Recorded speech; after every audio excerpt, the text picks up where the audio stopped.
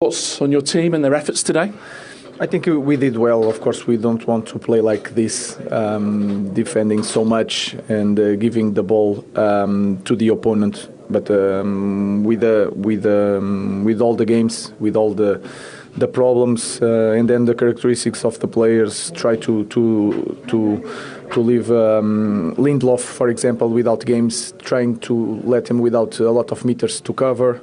Casemiro is more comfortable in this kind of game, so I try to adapt and to imagine the game that we could win, and we proved that today. Are you on the back foot mainly because it's a tactical decision from yourself, given the options you've got, the players you have available? It's also the opponent. The last game for Champions League was high pressure from PSV, man to man, and they are harder to mark in this way. In the low block, we can control more the game, and then we have some good players for transition. I think Garnacho made a really complete game. So he was upset last Thursday, and today he was amazing. That said, once you went ahead in the game, did you feel like the confidence grew and you became a much more threatening side? Yeah, it's normal. It's normal, and we try to let the starting 11 until the goal, because you know that when you suffer a goal, all that the players tired from the last games is going to show, and we push a little further. I think it works. It worked a little bit, but we try to choose the best moments to press high, and we have some moments winning the ball, and we create a lot of chances to win the game today. As a match, keep pushing, but as we reiterated, 85 points is their maximum now, which leaves Liverpool needing a maximum 16. Is it all over? Yeah. Really answered the question a couple of weeks ago when they were still in a closer of a shout. Yeah, I mean, they're fifth in the league and nearer to Arsenal than what Arsenal are to first. I mean, in my opinion, I'd be saying now we've got to concentrate and make sure we get in the top four.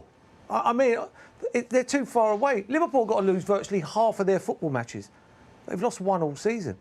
It's not going to happen. The league's over. It's finished. When the players speak after the games, he's talking about we just didn't have any cutting edge. You've got to have cutting edge. Cutting edge is very, very important. It's like as if to say, well, once we get that back, but if you've lost that cutting edge and you're not scoring goals, or you don't look like you're going to score goals, then forget about closing any gap on Liverpool. I agree. I think you should be more worried about the teams coming up behind you, because cutting edge at this level, we've seen it. The amount of times they had possession in United's final third, but we never thought they were certainly going to score 2 or 3 goals, and that's a big part of football. Why does it go from having cutting edge one game, which they did midweek? Because they played against a really poor side. Well, to Declan's point, they haven't lost at home for 2.5 years. Yeah, and they've beaten Liverpool, all right, a weakened Liverpool, but Juventus as well. But that just shows you, I think, the level of this league is really relentless. And don't get me wrong, I think what Manchester United did, they sat deep, made it really difficult for them. But when I think about Arsenal at their best, I think about real pace on the counter-attack. And any time there's any space, when you've got Bukayo Saka, when you play with Trossard and Pedro Marino, you haven't got that pace that's really going to... You're not really going to worry about it. One area on the right gives you something, but in that respect, that means you can always go out and double up against him. And they haven't. He summed it up perfectly. It's a perfect analysis. We haven't got that cutting edge with the players they've got right now. And they're not playing at that level, and they're not threatening teams. They're playing lovely football, intricate passes, but unless they're going to score from something from outside the box, the set pieces have dried up. So nothing really is going in Arsenal's way. And I agree, they've got to be careful what's going behind them. You're saying they scored 7 during the week, but they didn't have any swagger about them today. They did like nice bits of possession. But if anything, at the end, you're thinking United are probably going to win it. And United have been dreadful all season. They've produced in 3 or 4 games, United, but you felt sitting there. So I'd be looking at Arsenal's mentality and their swagger going, where was it? You're coming to United. You must smell that United here for the taking. United were sitting in and hoped, obviously, on the counter-attack. But Arsenal didn't show that. They went streetwise, and at the end they were really open, and United probably should have won the game. But how do you explain that? That sounds like it's a mentality issue. Well, it might be. It might be. So we're praising Arsenal the last few years, and they've done well and they've made progress. But the next step is always the hardest one. So this idea of the last few years going, oh, they've made real progress, they finished second, blah.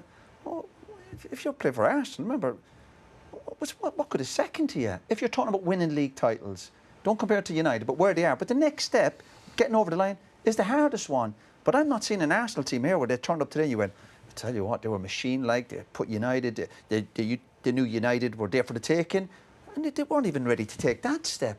So forget Liverpool. Be more worried about the teams coming up behind you. I wasn't happy with their mindset, and even Declan Rice was going, well, yeah, we got a bit stretched. We were playing patterns of play, and United probably should have won it at the end against a really poor United team. Is the Manchester United midfielder Christian Eriksen live from Old Trafford. Christian, thank you very much indeed for joining us. What was your view on that 1-1 in the end? Yeah, I think we can be okay happy with a draw. I think we had some good opportunities to even win the game, but obviously being further back than we want to, then it's difficult. But I think we played a good game in general. What about that free kick? You've taken a few in your time from Bruno Fernandes just before half-time. Yeah, well, you have to let them play at the moment. You have to shoot at the moment because they're going in. Yeah, I think even with Owen in the studio, I think we did a few free kicks before. But yeah, maybe he's been watching clips. Christian, was that the game plan a little bit today? Obviously, you kind of let them have a little bit of the ball, was kind of sit in and then try and hit him on the counter. I thought Garnacho especially was terrific. He gave the team so much going forward. Yeah, no, it was a bit of the game plan, looking back or staying back a bit more and trying to punish them on that. And yeah, that was literally the game plan, like you saw in the game. And you'd gone to 75 minutes with the lead. Touch frustrated that the goal eventually went in from Arsenal at that point? Yeah, I think so also. With the chances we had to go up for 2-0 and really close the game off was a bit unfortunate. But I think, yeah, we kept ourselves in the game for a long time and we had the belief that we were going to win, and unfortunately we didn't. But yeah, it's always a bit disappointing to concede a goal in the last few minutes. And you found a goalkeeper in unbelievable form in that second half and in the very last minute as well, didn't you? Yeah, no, I think he had very good saves, which kept them in the game, obviously. Overall, what's the general feeling about progress under Ruben Amorim at the moment?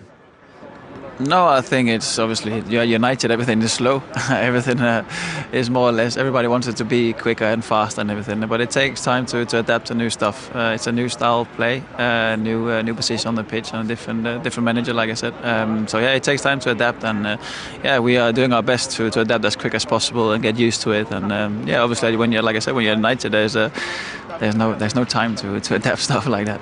No, and he hasn't been able to pick a settled side either, has he? I mean, that makes it more difficult.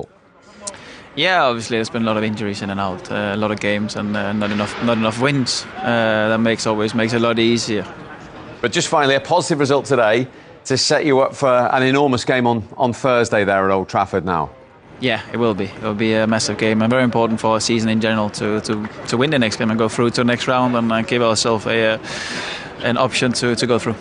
Appreciate you joining us, Christian. Thanks very much indeed. You're welcome. Yep. That lead at the top, and as we mentioned earlier on, Liverpool now just need a maximum of 16 points in their remaining 9 games to win the title. And Mikel said he's not going to give up, and rightly so. But you said today this was a game they needed to win. Yeah, we did need to win. And when we don't win a game like this, and obviously with our goalkeeper making some extraordinary saves, the question is always forwards. And we are lacking. We're lacking forwards because I think that when you look at the possession in the first half and the chances created, with a forward in there who's in there for that particular reason to try and get on the end of things, that's where you miss it. You've got people continuing trying to arrive. You're trying to hold it up for people to make runs. You want someone in there so you could just put it in there and they can finish. And I think that is probably, in the end, will probably cost us not having that person in there to take those chances, to make it a more comfortable game for us. I mean, we were just saying to Ryder there, Wanyeri's 17, been amazing since he's come to the side. Had a bit of a down day today. It happens when you're a young kid. But they shouldn't be relying on him to be the star at Old Trafford. They've got a central midfield player playing up front. I know they've got injuries, but if you're second and you're chasing to win the league, you need more options than that. And that's why I said, in a way, I actually think they've overachieved in many ways, because this group of players has done amazing. But I still think they need 2 difference makers to take you from here to take the next step. If you look at what you're competing against, you look at, the Haalands and the Salahs, they need a guy like that. If they get it, they could win everything. Yeah. I really believe that. Did you share that opinion at the end of last season? Yeah, everybody did. All the Arsenal fans. Everybody's thinking it was going to happen in respect of who they're going to get, because that's what we need now. We got so close twice. Looks like we're going to probably get close again this season. You think you just need that piece and then the people to stay fit, and you're probably going to challenge them. I think that we'll be a lot closer to Liverpool with that striker who could take those chances in those moments what Arsenal have needed, like we needed today in the first half. Look what Liverpool has. Look at all the different options. You know, you've got Mo Salah, Jota, you know, Gakpo, Diaz. The six of them. You know, whereas I think if Saka's out, which he's been absolutely amazing for them, if he's out, is Martinelli going to get the goals? Yeah, I know. What, a couple of seasons ago he got 15. You got 15. That's great. But again, those goals have dried up. Havertz is a great player, but he's not a number 9. You know, so you're relying on people to do something that's not their expertidise. Just go get an Osimhen or somebody. Go get somebody that it's his job to score goals. You got everything else. Great goalkeeper, best defence in the league. Midfield is absolutely fantastic. Just need another one in there with Declan and Ødegaard. But go get a striker and a centre mid. You can go win everything. The money's coming in. They're selling the Smith Rowes and the, you know, those types of players. They must have the money. Was very, very low, wasn't it, in the summer? So. Yeah, it was. That's why, again, you know, you could go back to January and say something should have been done to strengthen. I don't know who they could have got, but that's not the job is to try and find somebody, and it didn't happen. And I just feel like it's just something missing. Options up front, and we needed that even before Mikel Arteta in that sense. Do you feel for Mikel Arteta? I've said on here, I don't think that he's been backed very well by the people upstairs, especially like I mentioned it twice now that we've finished second.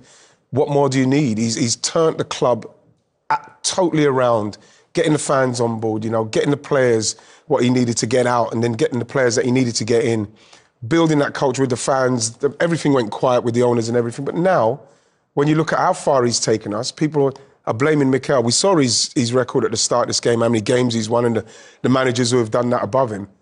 And he needed help from upstairs. As simple as that. So I'm delighted that Andrea Berta's coming in now, and he has to come in now, because the summer, he needs to start doing the work so as we could get these players at the start of the summer to get ready to go. We can't wait anymore. You can't let a manager like Mikel maybe say, you know what, your ambition isn't matching mine now. I've done it, I'm going to finish second 3 times, and you still haven't got a striker for me? 3 winders, like 5 winders in 3 years? You know, this question's got to be asked. 100% agree. Mikel's done his job. He's turned this club completely around. All that negativity that was in and around at that time with Arsene leaving and Unai Emery coming in, he's fixed all that, got rid of the ones he didn't want, created an amazing culture. They're right there. Now you got to back him. He's there. You can't tell me Mikel didn't want a striker in January. And then all of a sudden, then you over-rely on Saka and his fitness, and Kai Havertz, who virtually plays every game. They break down. Martinelli breaks down. And then you're left with a 17-year-old, who's a brilliant 17-year-old, by the way, and a central midfield player who's playing as a striker. That can't be. You think back to what Arsenal had back in the day up front. Bergkamp, Wrighty, Perez, Overmars, Kanu, Henry. I mean... Wiltord. Literally, they had 7, and now you're relying on a really good number 10 in Kai Havertz to do the job for you, and now Marino. It just seems, I don't understand why that centre-forward position is almost died out, righty. It's like there isn't that many options up there. But then you look at, we're talking about centre-forwards, then you look at someone like Rasmus Højlund. Now, they've paid what they've paid from 63, 70, whatever it is. And if you're going to be paying that money, you are taking a chance. So you look at Højlund, you know, it was 63, whatever it is. You look at Darwin Núñez, he was 80-something. And then you look at Isak, he was 60-something. It's a gamble. And I don't care what anyone says, whoever you're picking, it's going to be a gamble. So you might as well go in with what you're going to go in for, do your due diligence on that player for how you want to play Arsenal, and just go and get him and make it work, because you can see it can come undone for you, like we're seeing with Højlund at the moment, unfortunately for him, and we've seen with Darwin Núñez. You know, it can go wrong for you, but at the same time, you've got to dip your feet in that water. OK, much more discussion on this. Declan, you gave everything to try and drag your team over the line, but in the end, as you stand here now, does it feel like just not enough? Yeah, I think so. I think in the first half, some beautiful bits of play, just didn't have that clinical cutting edge. And then second half, we've done things that we've not done all season. You know, we was very naive in the last 10 minutes and could have easily have handed the game to Man United, because, you know, they have got that individual quality and threat. And like I said, we've done things that we haven't done all season, and it was a bit of stupidity from us. But look, to get back in the game, to score, and to keep pushing. You know, we had another chance with Martin at the end. It was a real end-to-end game, and it's probably a fair point in the end. So first half, for kind of 2/3 of the pitch, completely dominant. Yeah. Where was that cutting edge. Is it explained by the absence of Martinelli for kind of most of the game? Saka, Havertz, Jesus? Well, look, I think we scored 7 midweek, and that wasn't any luck. You know, PSV had not lost at home for 2.5 years, and we was full throttle. And today, we tried with the same intention, same threat. But Man United, credit to them, they sat in a low block and defended well. And sometimes it takes a full 90 minutes to break down that low block. And we only managed to get one. We did have a couple of other half chances, but it just wasn't enough creativity today to get us over the line. So, like I said, I think in the end that's probably a fair point because there wasn't much in the game. Yeah. Your view on the United goal? A little bit of chat in our studio about the gap from the ball to the wall. Yeah, I've not seen the goal back. It felt like a couple of us jumped and some of us didn't. But I've actually not seen it back. It felt like the ball flew over us quite a low height.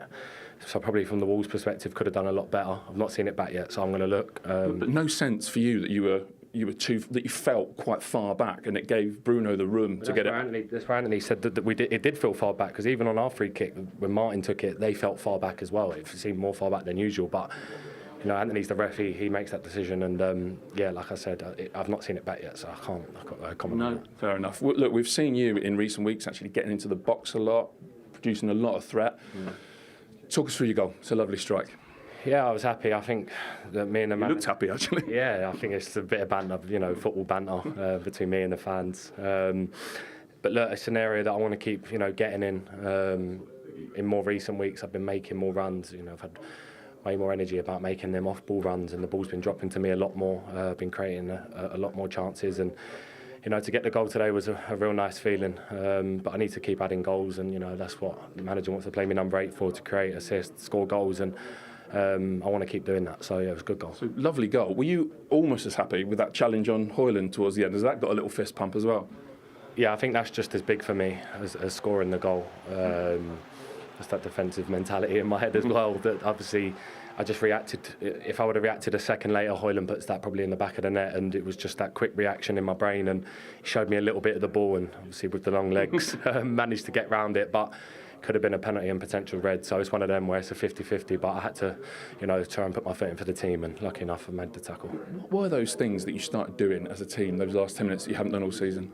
Just trying to second balls, was trying to flick balls when the ball was dropping, losing our runners, trying to play out from the back with patterns that we never do, and playing Man United, into their press perfectly. And see the chance at the end with Bruno and David making 2 amazing saves. That's why I speak about that naivety of the last 10 minutes. It could have easily have gone in their favour, because other than that, them last 10 minutes, obviously plus Bruno's goal, I didn't see him creating a lot, but it was down to us, and we could have thrown the game away then. And last question, 15 points now to Liverpool. I know you won't give up, it's not in your DNA, but it's too much, isn't it? Look, like the manager said, we'll keep going, we'll keep giving everything we've got until the end of the season.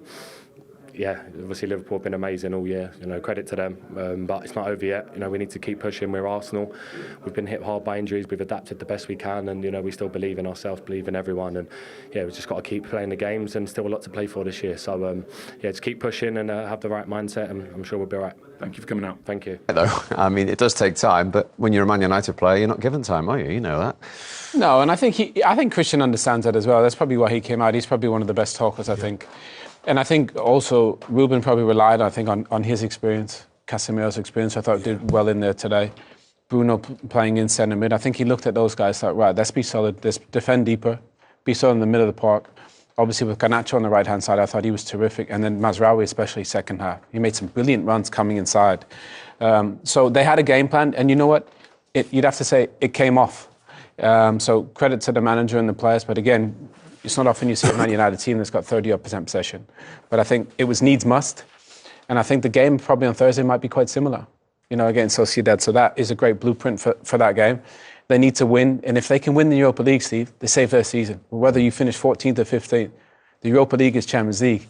And then you put yourself in a different position altogether. Yeah, but that's not as easy as said and done, is it? Winning the Europa League at this moment in time. Well, they probably have the best squad in there.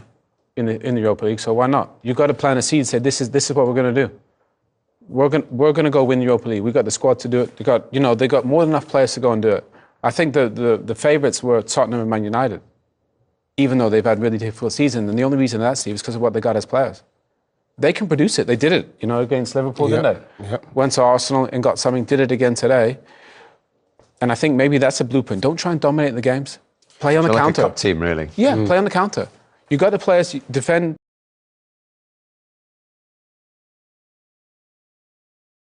You can get away with winning games like that at Manchester United. You know, playing so deep, Garnacho the furthest forward, because he was, if we're going to be totally honest, he was a real problem for us.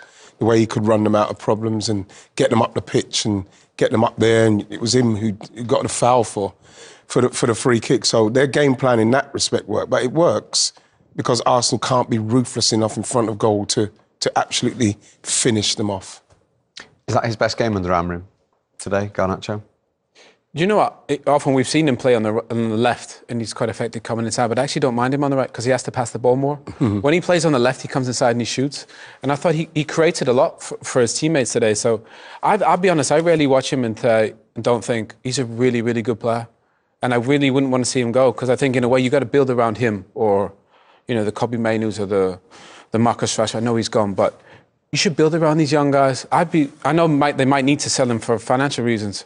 But I want to see these guys play there and grow and improve and enjoy the good times that we have because he's been there and it's been quite difficult. But again, today, he was the shining light. Him and Bruno were the ones pushing that team forward when they needed it. Yeah, and as you say, Trossard's foul on him created the opportunity just before half-time for the free kick. Yeah, it was. And again, like he was there, for me, the main focal point of what the problems that we were going to get were going to come from him. Trossard there, coming back, but then... You know, he's chasing. You know, he's pushed him in the back. It's a foul. You know, it's a foul, and he's the danger guy. So, and once this happened, you know, you just started to feel. You know, you just started to feel like, oh no, Bruno, he's counting out 2, 3, 4, 5, 6, 8, 9, 10, 11, 12, 13. No, you know what? You look at that there. It just looks far. It looks far, and I'm thinking to myself, as players, yes, you want to get to the 10, but then you want to start creeping because you look at even the guys, the big guys, and they jump, and it's still the keeper can't get there, simply because, for me, he hasn't got to do a lot to get that over that wall. And the goalkeeper, you can see him coming over to the left, and he can't get there, because, for me, the wall's too far back. But you know what, sometimes when you get a free kick like that, sometimes, depending where the wall is, sometimes they're too close. As a free kick taker, I put the ball back. Even though the ref puts it down... You give it a yard. I take it back a little bit because it just allows you to get the ball over the wall. That looked like there was too much space